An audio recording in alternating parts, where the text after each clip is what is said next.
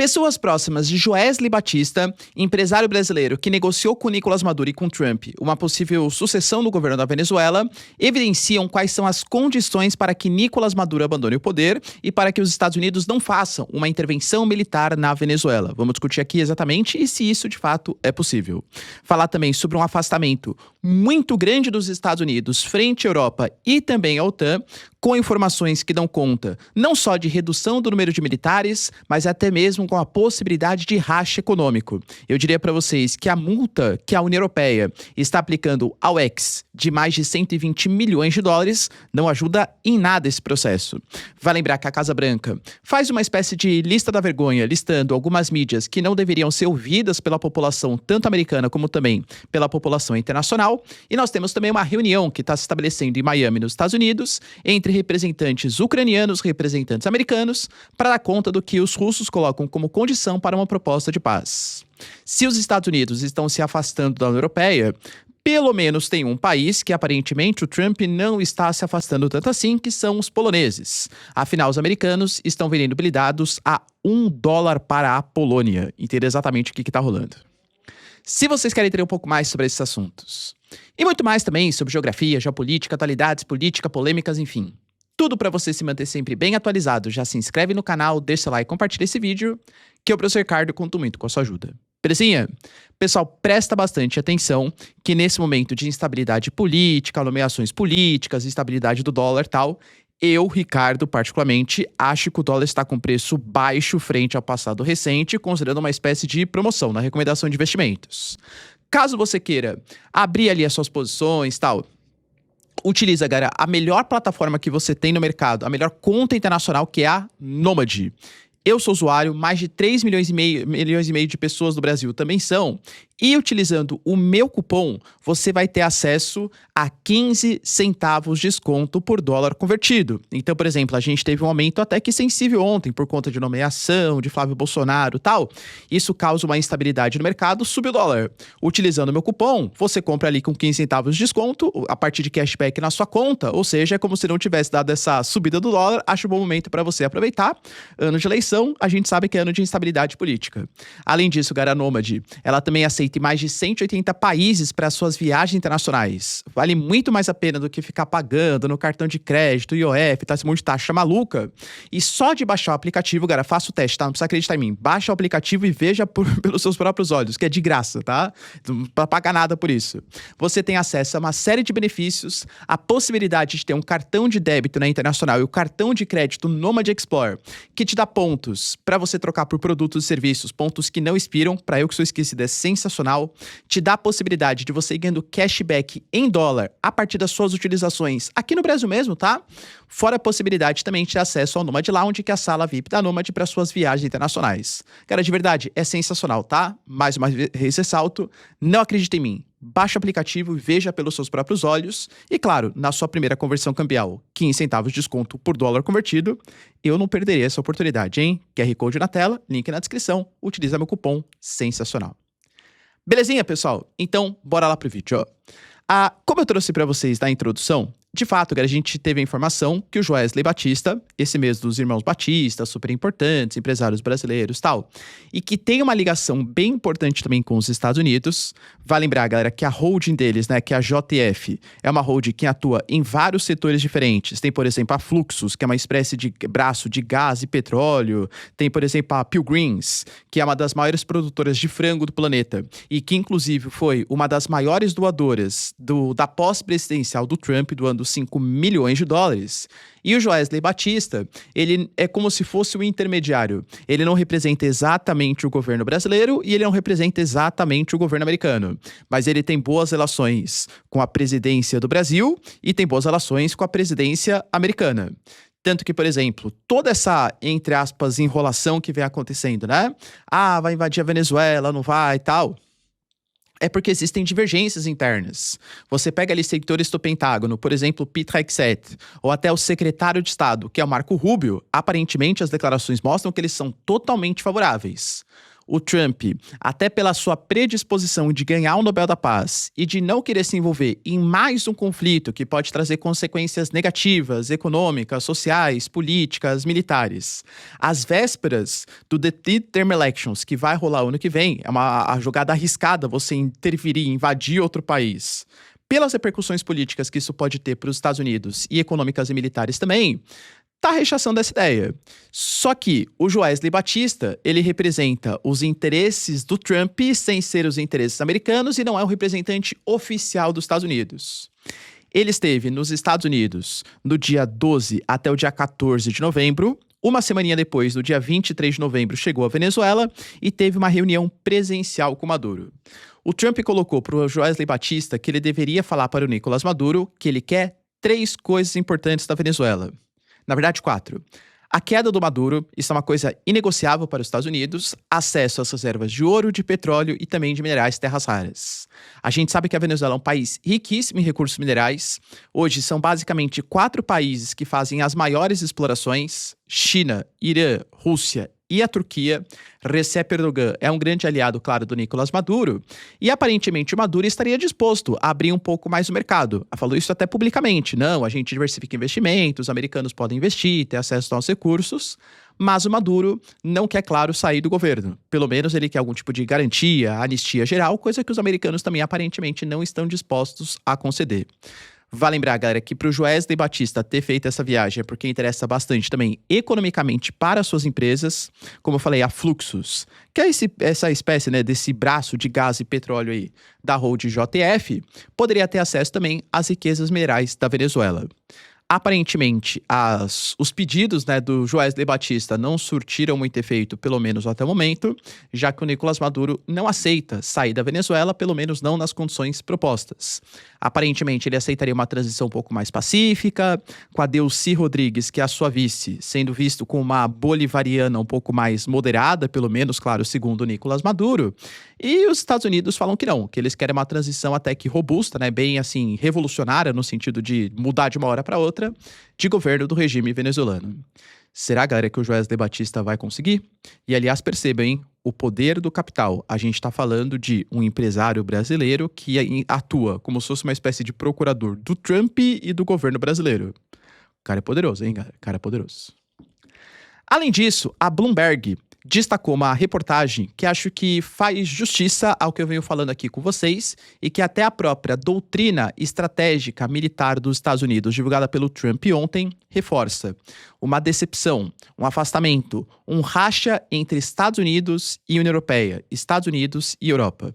A gente teve só nos últimos dias, nas últimas semanas, conversações em alto nível militar da Alemanha com os Estados Unidos tendo sido rompidas unilateralmente pelos Estados Unidos.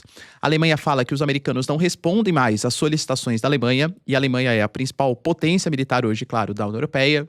O Marco Rubio, secretário de Estado, não participou da última cúpula da OTAN, feita no continente europeu, que ia discutir, claro, a possibilidade de paz entre Rússia e Ucrânia. E a gente teve, por exemplo, o plano que está sendo discutido, elaborado entre Rússia e Ucrânia, ou Estados Unidos também, né? Sem a presença dos europeus. Por exemplo, a gente teve o genro do Trump e o Witkoff, né, o Steve Witkoff, viajando em direção à Rússia, estabelecendo uma reunião de 4 horas, ouvindo ali a demanda dos russos, e agora eles estão se reunindo, representantes ucranianos, representantes americanos, em Miami. Mais uma vez, sem a presença dos europeus. Claro que a Ucrânia, ela vai com uma certa retaguarda, um certo apoio dos europeus, mas diretamente participando não. A gente teve, por exemplo, o próprio Marco Rubio se recusando a conversar com a Kaja Kallas, que é representante das relações exteriores da União Europeia, alegando que a Europa, nesse momento, ela não pensa em nenhum tipo de possibilidade de paz. Aliás, até adiantando para vocês, o próprio Umerov, que é agora o representante ucraniano, depois dos casos de corrupção, da Ucrânia, da renúncia, tudo tal, falou, galera, que a conversa, ela está sendo focada em encontrar um caminho realista e eficaz para a paz. Percebam que a geopolítica, ela também está nos pequenos detalhes, nas palavras utilizadas. Uma proposta ou algum tipo de possibilidade realista no sentido que leva em consideração, então, a situação do campo de batalha, que a Rússia está avançando na região de Pokrovsk. É isso que a gente vai levar em consideração? Aparentemente sim, né? O próprio Ushakov, por exemplo, que é o assessor do Putin, ele falou que a proposta ela tinha bons tons e que se a Ucrânia aceitasse o que está sendo discutido nesse momento pelos Estados Unidos e Ucrânia, era uma boa possibilidade para um acordo de paz. E lembrando que a Rússia fala que quer toda a região de Donbás. O avanço de Pokrovsk vai nesse sentido, inclusive, tá? A conquista de Pokrovsk pelos russos vai nesse sentido por ser uma cidade super estratégica. Se vai conseguir ou não, são outros 500. Mais uma vez, ressalto a não presença dos europeus. Além disso, a gente teve o próprio plano que foi divulgado pelos Estados Unidos, falando que a Europa está atravessando, até pelos seus governos muito cosmopolitas e muito progressistas, um caos civilizatório, já que pratica uma política de fronteiras abertas em relação à chegada principalmente de árabes islâmicos, seja do norte da África, do Oriente Médio, e que isso está gerando um caos civilizatório, já que você tem uma queda de natalidade dos europeus nativos da Europa, vamos colocar assim, enquanto os imigrantes eles vêm aumentando em número e geralmente eles têm uma taxa de natalidade de fecundidade maior do que a população que já estava no continente europeu. Ou seja, você tem uma islamização, entre aspas, do continente. Os Estados Unidos falam que isso é um caos civilizatório e precisa mudar o governo. Além de tudo, fala que o continente europeu hoje está envolto em governos burocráticos e censores, que praticam a censura, e que isso só afasta os interesses americanos de estabelecer negócios com a Europa, focando muito mais as suas ambições na Ásia e na América Latina. A gente até falou aqui no vídeo de ontem que é uma espécie de doutrina Monroe 2.0, né? Se no século XIX os Estados Unidos falava de América para os americanos, agora aparentemente a doutrina americana, né, essa nova doutrina, também fala que a América Latina é uma região bastante estratégica. E eu diria para vocês que um sintoma, uma evidência disso acontecendo, está na multa que a Comissão Europeia, depois de 2 anos de investigação, galera, 2 anos de investigação, aplicou contra o X, que é, né, o antigo Twitter aí, coordenado pelo Elon Musk. O próprio Marco Rubio, demonstrando uma grande preocupação, falou que os europeus estão se comportando como censuradores e que não deveriam punir empresas americanas, porque isso afasta ainda mais investimentos estrangeiros e um ambiente de grande estagnação do continente europeu. Essa multa que foi aplicada contra o X está porque o X não quis submeter ao que a União Europeia chama, né, da Lei de Serviços Digitais, o DSA deles. Basicamente, a gente tinha a questão, por exemplo, do selo azul. Antigamente, o selo azul, para você ter acesso, né, no X, você tinha que comprovar a identidade, tudo tal, ser uma pessoa de maior relevância, tinha uma série de comprovações. O selinho azul, teoricamente, passa mais credibilidade, né, ou seja, a pessoa oficial. E quando você olha hoje, é muito mais por uma questão de pagamento, até para tentar tornar o X um pouco mais atrativo para o dono da empresa, para o Elon Musk, do que exatamente para algum tipo de credibilidade. Então, você tem selinho azul, por exemplo, para Jesus Cristo, tem selinho azul para pessoas que possivelmente, né, não são exatamente as pessoas que estão ali destacadas. A União Europeia fala que isso viola o processo de transparência, tanto que as multas foram aplicadas no sentido de falta de transparência de anúncios e também por não fornecer a pesquisadores e a pessoas especializadas da União Europeia acesso aos dados que deveriam ser públicos, de algoritmos, funcionamento de anúncios. Uma das críticas, por exemplo, esteve relacionado a um site que talvez vocês conheçam, que é a Temu. Aparentemente não tinha exatamente a transparência necessária para que fossem vistos se os anúncios eram reais, se não eram, para não prejudicar, né, a população europeia. Claro que os Estados Unidos falam que isso é uma censura, que é uma burocracia sem sentido, que eles ficam inventando questões importantes só para boicotar empresas americanas. E, mais uma vez, né, os Estados Unidos hoje, a gente sabe que o Vale do Silício, grande parte dessas big techs aí ficam no Vale do Silício e foram grandes apoiadores do governo Trump, vê que hoje existe uma comissão europeia que regula tanto assim, isso pode trazer eventuais prejuízos. Mas percebam agora que não é uma coisa, penso eu, tá? Focada somente contra os Estados Unidos. Você tem, por exemplo, nesse momento, a França também processando o Telegram pela falta de transparência. O Telegram é uma empresa russa. E o próprio aplicativo das dancinhas, né? O aplicativo chinês aí, o TikTok, ele também, galera, teve que mudar a ByteDance, mudar algumas legislações. Só que ele mudou, né? Forneceu algumas transparências maiores para a União Europeia para não ser punido por essa legislação. Independente quem você considera que está certo, porque convenhamos, professor, mas está punindo a empresa americana. Sim, mas é uma empresa americana que está atuando na União Europeia. Tem que respeitar as leis europeias. Não concordo com as leis europeias. Então não atua lá, né? Então vai atuar onde o seu país concorda, entende? É uma questão meio que de soberania da legislação nacional. Claro, professor, mas as leis são ruins. Então concordo, então vamos aprovar que parlamentares europeus ou membros do Conselho Europeu que fazem as legislações da União Europeia sejam pessoas mais em favor da liberdade ou mais em favor de não censurar, controlar os dados aí das plataformas digitais. É um tema muito novo ainda, né? A questão de proteção, manutenção da democracia, respeito à privacidade dos usuários, mas ao mesmo tempo sem a promoção de censura, controle ideológico. É um papo difícil, de fato, tá? Mas percebam que até os americanos falando sobre isso é uma certa hipocrisia, hein, galera, convenhamos, tá? O Trump, por exemplo, ontem mesmo, a partir da Casa Branca, divulgou o que ele chamou de o Hall of Shame, né? Ou seja, como se fossem as empresas da vergonha aí. Colocando uma série de mídias. A Reuters, a Associated Press, a CNN, a CBS, né? O New York Times, o Washington Post, o The Hill, a BBC, ABC News, Wall Street Journal. Acho que das mais relevantes, só a Fox News não foi colocada nesse esse hall da vergonha, porque teoricamente seriam empresas que estariam atuando contra os interesses americanos e propagando fake news nos Estados Unidos. Vale lembrar que os Estados Unidos, o Trump, já ameaçou caçar a concessão de empresas como a ABC, alegando que ela estava divulgando fake news e que as informações que atentavam contra o governo Trump estavam prejudicando o seu governo. Ah, professor, os americanos são em favor da liberdade. São mesmo? Isso que o Trump fez é em favor da liberdade? Você criticar o governo é atuar contra a democracia? Entende? Ah, professor, mas propagou fake news. Existem dispositivos. Processa a empresa, tudo tal. Agora, só porque critica o governo caçar, eu particularmente, claro, né? Não concordo muito. E para finalizar, pessoal, se a gente tem essa briga entre Estados Unidos e Europa, eu diria que pelo menos um país, até porque tem uma postura um pouco mais nacionalista em relação a outros governos mais cosmopolitas da União Europeia, não parte muito desse princípio, que é a Polônia.